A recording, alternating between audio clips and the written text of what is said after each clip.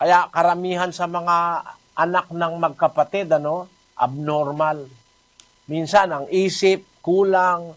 Minsan yung physical na katawan, merong mga defects. Kaya ipinagbawal yan ng batas ng Diyos at ng batas ng tao dahil sa paghaba ng panahon, naganap sa ating mga tao yung transmutation, yung pagbabago ng ating dating natural na kalagayan. Naging mas mahina na ngayon ang katawan ng tao. Panahon ni Eva at ni Adan, 900 taon, buhay pa eh. Sa atin ngayon, maswerte ka pag umabot ka ng 100 eh. Dahil nagkaroon na nga ng paghina ang naturalesa ng tao dahil sa tinatawag na mutation o transmutation. Yun ang isa sa mga scientific na dahilan kung bakit ipinagbabawal ngayong mag-asawa sa kamag-anak na malapit dahil nga nagkakaroon ng mga depekto. Napatunayan yan ng siyensya.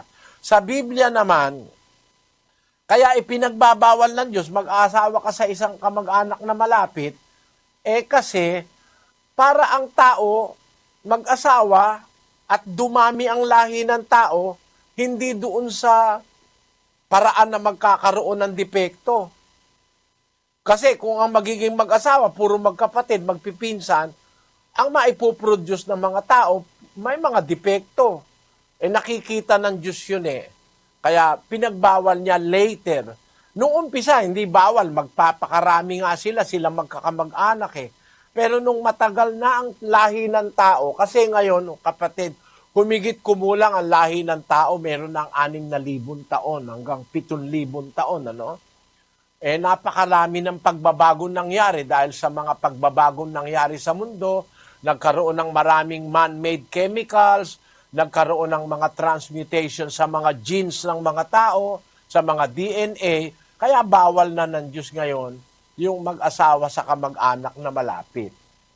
At mas maganda naman kasi, ang mapangasawa mo ay hindi mo kamag-anak na malapit para hindi maglalaban yung inyong dugo, maging malusog ang inyong mga anak.